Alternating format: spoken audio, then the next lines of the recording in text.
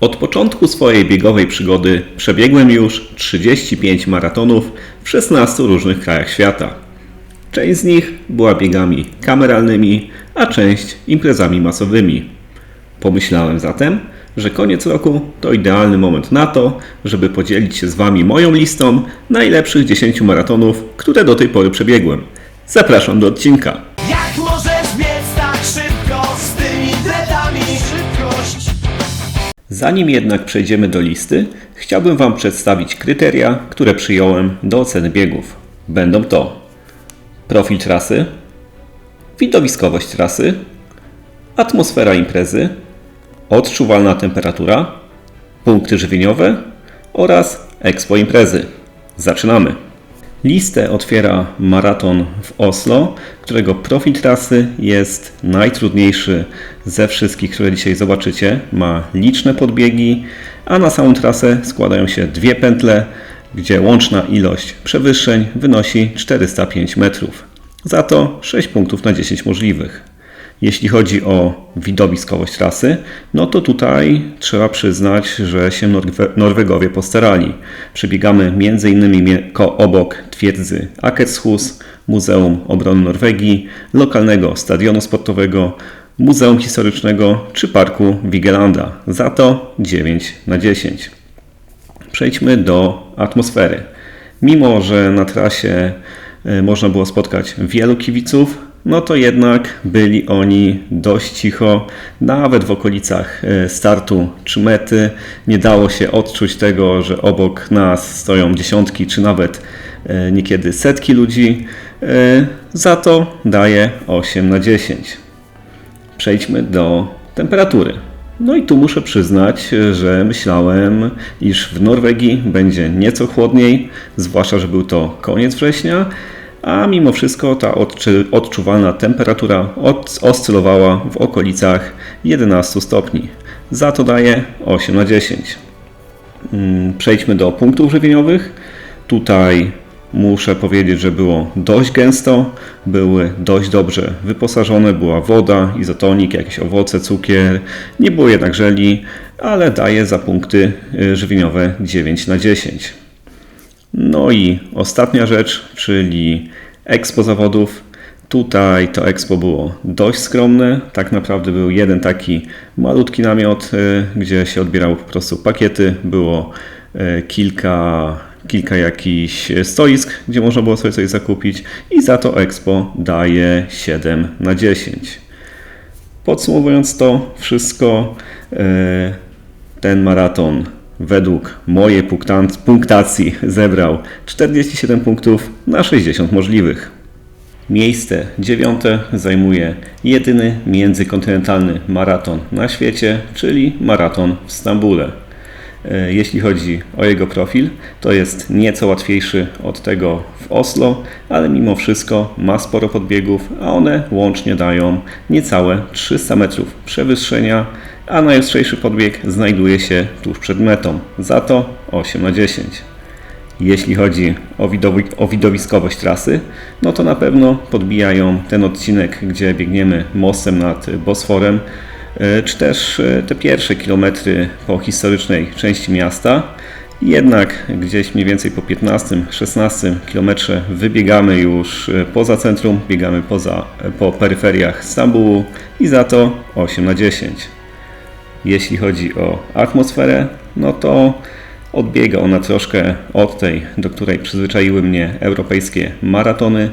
Tak naprawdę, gdyby nie wolontariusze, którzy dość często używali gwizdków na trasie i było ich bardzo mocno słychać, no to nie odczułbym obecności innych kibiców. Za to 7 na 10.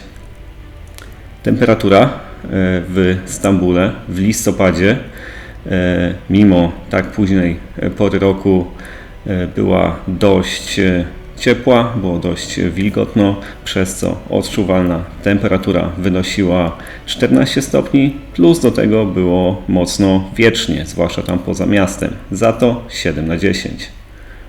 Punkty żywieniowe były rozstawione gęsto, całkiem dobrze były wyposażone, chociaż nie było w nich ani żeli, ani izotoników, ale za to daje 8 na 10. A expo Expo naprawdę było świetne. Bardzo mnie zaskoczyło. Poza tymi oczywistymi stanowiskami z jakimiś tam ciuchami, pożywieniem biegowym i tak dalej, to były jakieś tańce, pokazy i tak naprawdę jedna duża impreza. Za to 10 na 10. Podsumowując te wszystkie punkty, maraton w Stambule według mojej punktacji zebrał 48 punktów. Miejsce 8 w moim zestawieniu piastuje maraton w stolicy Katalonii, czyli Barcelonie. Jeśli chodzi o trasę, to była ona dość płaska, dość szybka, jedyne 161 metrów przewyższenia i za to daje 9 na 10. Widowiskowość trasy również jest czymś, co można pochwalić. Na trasie kilkukrotnie było widać bazylikę Sagrada Familia, czy to z daleka, czy też bezpośrednio obok niej przebiegaliśmy. Do tego większość trasy biegła po historycznym centrum Barcelony, a finisz był przy łuku triumfalnym. Za to 9 na 10. Co do barcelońskich kibiców, to przez piłkę nożną spodziewałem się chyba troszkę więcej żywiołowości. Było sporo tych kibiców. Momentami byli cicho, momentami byli troszkę głośniej. Też pamiętam z Barcelony bębny, które dość często na trasie wybrzmiewały i za to daję 8 na 10. Co do temperatury, no to tutaj kolejne moje zaskoczenie. Muszę powiedzieć, że była blisko ideału, choć to w końcu południe Europy i spodziewałem się wyższej temperatury, ale 7 stopni odczuwalnych Celsjusza to naprawdę bardzo dobre warunki. Za to 9 na 10. Punkty żywieniowe na trasie no gęsto, podobnie jak na poprzednich maratonach, dobrze wyposażone, nie było żeli, ale było naprawdę dużo izotoników, owoców, jakieś cukry, za to 9 na 10. Co do Expo, przyzwoite, dość spore, były stoiska innych organizatorów, pamiętam, stoisko Korony Maratonu w Hiszpanii, czy też standardowe sklepy. Za to daję 8 na 10. Łącznie maraton w Barcelonie według mojej punktacji zdobył 52 punkty. Miejsce 7 piastuje moje podróżnicze marzenie, czyli islandzki Reykjavik. Jeśli chodzi o profil trasy, no to było tam troszkę przewyższeń, bo prawie 300 metrów, a trasa, jeśli chodzi o samo podłoże, to była taka miejsko-trailowa. Pierwsza część po mieście, druga bardziej po terenach zielonych. Za to 8 na 10. Jeśli chodzi natomiast o widowiskowość trasy, no to oceniam ją mocno nieobiektywnie, bo zawsze chciałem pojechać na Islandię. Sama trasa prowadziła przez centrum Reykjaviku, plus dużo terenów zielonych, dużo fajnych widoków. Za to 10 na 10. Co do kibiców, było ich sporo, zarówno przy drodze na trasie, dużo punktów kibicowskich, był bardzo żywiołowy doping, sporo ludzi kibicowało bezpośrednio z domów, za to 9 na 10. Co do temperatury, no to niemalże perfekcyjna, było bardzo chłodno, chociaż mocno wietrznie i przyznam, że przed startem no bardzo zmarzłem. Za to 9 na 10. Jeśli chodzi o punkty żywieniowe, no to gęsto, dobrze wyposażone. Wiem, że co chwilę to powtarzam, ale tak było. Nie było żeli, ale na mecie czekały na mnie słodycze. I za to 9 na 10. Co do Expo samego biegu, no to było skromne, tak naprawdę same najpotrzebniejsze rzeczy i za Expo daję 7 na 10. Podsumowując, to wszystko wychodzi 52 punkty, podobnie jak w Barcelonie. No ale jako, że to jest mój ranking, to Reykjavik zajmuje miejsce 7. Natomiast na miejscu 6 mojego zestawienia znajduje się Kraków, a zdjęcia z tego maratonu oglądacie dzięki uprzejmości Krzyśka z kanału Biegiem do Celu. Pozdrawiam. Dobrze, przejdźmy do trasy. Jeśli chodzi o jej profil, to jest tam sporo przewyższeń, około 300 metrów, plus chwilę przed samą metą znajduje się podbieg i z tego względu trasę oceniam 8 na 10. Jeśli chodzi natomiast o jej widowiskowość, no to jest dość duża. Start i meta zlokalizowane są w rynku głównym, a sama trasa wiedzie obok Wawelu, Sukiennic czy Plant przez ścisłe centrum miasta i za to daje 9 na 10. Co do atmosfery, no to trzeba przyznać, że w Krakowie ta atmosfera jest bardzo żywiołowa. Jest sporo kibiców, którzy mocno dopingują.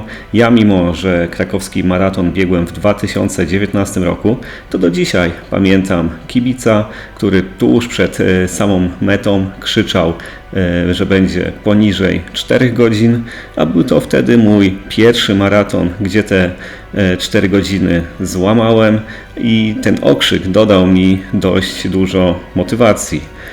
Za to daję 9 na 10. Co do temperatury, ja trafiłem wtedy na dość fajną temperaturę. Było chłodno, padał deszcz, czyli miałem stałe chłodzenie na trasie, a temperatura była plusowa, więc daję również 9 na 10. Punkty żywieniowe analogicznie jak w poprzednich maratonach, bardzo dobrze wyposażone, choć bez żeli, za to również 9 na 10. A co do Expo, no to już wtedy, już te 7 czy 6 lat temu było naprawdę mocno rozwinięte, a teraz widziałem na filmie u Krzycha, że jest jeszcze lepiej, więc również daję 9 na 10. I podsumowując te wszystkie 6 podpunktów, podsumowując punkty, które tam przydzieliłem, Kraków łącznie dostaje 53 punkty na 60 możliwych. Miejsce 5 należy do najszybszej trasy w moim zestawieniu, a mianowicie do maratonu warszawskiego. Jeśli chodzi o ilość przewyższeń w tym maratonie, no to jest naprawdę minimalna, bo wynosi około 100 metrów i za to daje 10 na 10. Jeśli chodzi o widowiskowość trasy, no to trzeba przyznać, że biegnie ona prawie przez całe centrum Warszawy. Start jest pod Pałacem Kultury i Nauki, tak samo finisz i za to daje 8 na 10. Co do kibiców, no to w tym roku było ich wyjątkowo dużo. Było 42 punkty kibicowania plus ludzie, którzy ustawiali się na trasie dodatkowo. Było bardzo głośno, atmosfera naprawdę była odczuwalna i za to daję 9 na 10. Co do temperatury w dniu biegu, no to była przyjemna. Około 9 stopni odczuwalnych, więc no można powiedzieć, że to idealna temperatura do biegania i za to również daję 9 na 10. Co do punktów żywieniowych, podobnie jak we wcześniejszych maratonach, było na nich prawie wszystko, za to również 9 na 10. A co do Expo, no to w środku Pałacu Kultury i Nauki było Expo, tam gdzie się odbierało numery, plus były jakieś sklepy. Dodatkowo jeszcze naprawdę cała masa stanowisk na zewnątrz, więc zdecydowanie na plus i za całość daję 9 na 10. Podsumowując te wszystkie punkty, Warszawa w moim zestawieniu zbiera ich 54.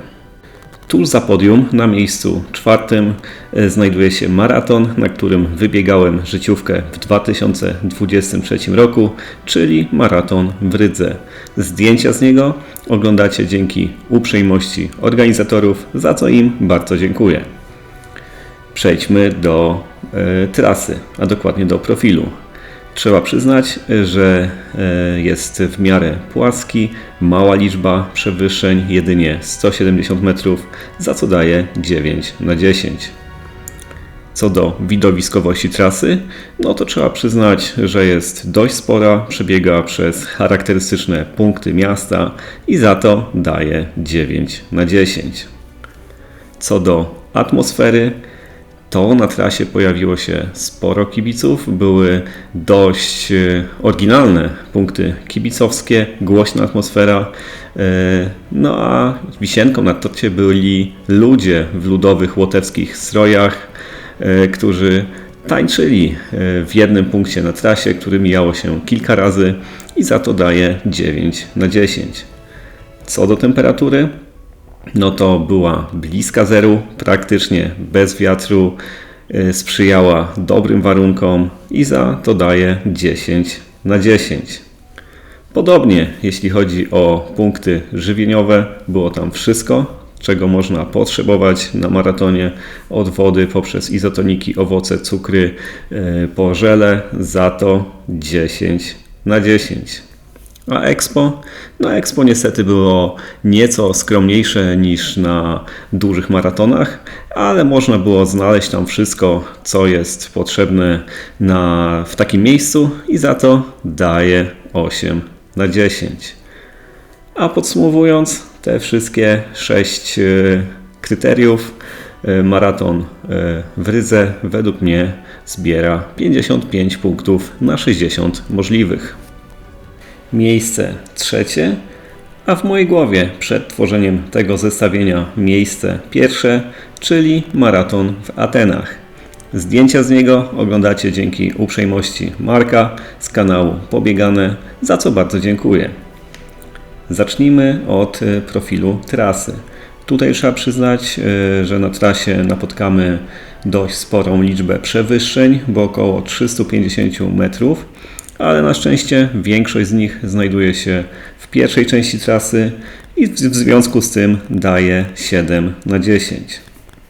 Jeśli chodzi natomiast o widowiskowość trasy, no to nie muszę chyba mówić, że jest ogromna. Jest to wręcz legendarna trasa biegnąca z maratonu do Aten. Po drodze zobaczymy sporo zabytków, a finisz na stadionie panatenajskim naprawdę jest czymś, co będę miał w głowie chyba już na zawsze. I za to 10 na 10. Jeśli chodzi o atmosferę biegu, no to jest wręcz niesamowita.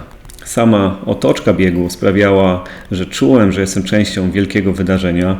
Już jak nas busy wiosły z Aten do maratonu, to w busach można było usłyszeć legendę właśnie o tym historycznym biegu posłańca z maratonu do Aten.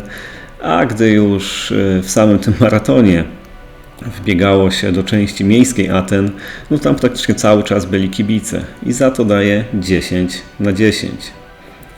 Co do temperatury odczuwalnej, no to mimo, że było dużo słońca, to nie było jakoś bardzo gorąco i za to daję 8 na 10.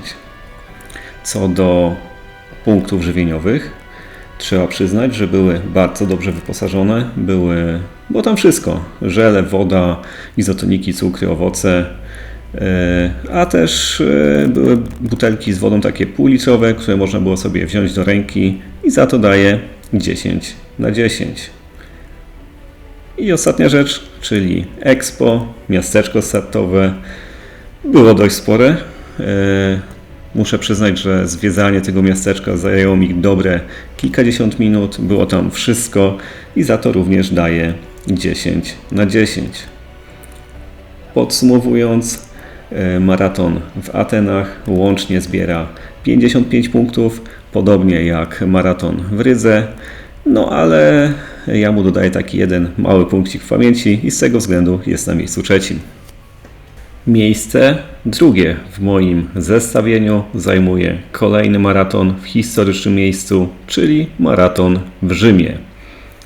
Jeśli chodzi o profil trasy, to na trasie znajdziemy stosunkowo mało przewyższeń, bo około 180 metrów, ale dość dużo z tego znajduje się na końcówce biegu i łącznie za przewyższenia daje 9 na 10. Jeśli chodzi o widowiskowość trasy, no to jest dość spora.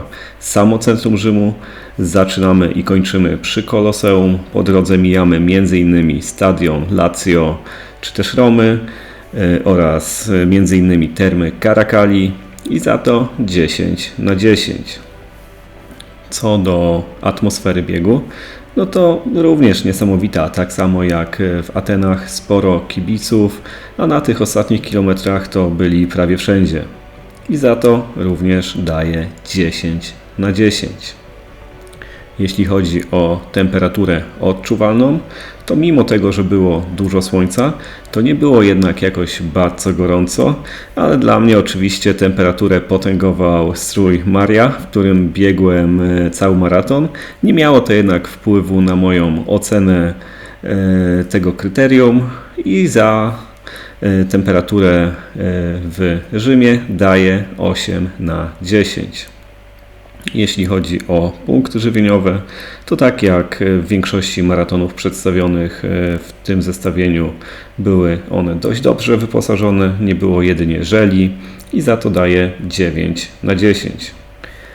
Jeśli chodzi o Expo, no to było naprawdę dość spore Expo, jeśli dobrze pamiętam to 2- albo 3-piętrowe. Dość dużo czasu zajęło mi zwiedzenie całego. No i za Expo daję 10 na 10. A podsumowując wszystkie te punkciki, w moim zestawieniu maraton w Rzymie zebrał 56 punktów na 60 możliwych. No i czas na zwycięzcę mojego zestawienia, miejsce pierwsze, które było dla mnie zupełną niespodzianką i fenomenalnym odkryciem, czyli maraton we Frankfurcie. Jeśli chodzi o profil trasy, no to trzeba przyznać, że we Frankfurcie było stosunkowo mało przewyższeń, około 160 metrów i za to daję 9 na 10. Jeśli chodzi o widowiskowość trasy, no to maraton przebiegał przez samo centrum miasta. Po drodze widzieliśmy sporo nowoczesnych budynków i za to również daję 9 na 10. Co do atmosfery biegu, to tutaj muszę przyznać, że naprawdę była niesamowita. Kibice na trasie byli ustawieni praktycznie od początku do samiuszkiego końca z małymi przerwami maksymalnie kilometrowymi, a tak co kilkaset metrów cały czas ktoś stał, czy w mniejszych, czy w większych grupach i za to daję 10 na 10. Co do temperatury odczuwalnej podczas biegu, no to była stosunkowo niska. Większość trasy biegło mi się całkiem przyjemnie. Za to również daję 9 na 10. Przejdźmy do punktów żywieniowych, na których można powiedzieć było wszystko. Wszystko, czego bym sobie tylko zażyczył podczas takiego biegu. Standardowo od wody poprzez izotoniki, jakieś batony, żele, naprawdę były dość bogate. Za to 10 na 10. A Expo to również było małe miasteczko po prostu, nie miasteczko statowe nawet, tylko małe miasteczko tam w hali we Frankfurcie.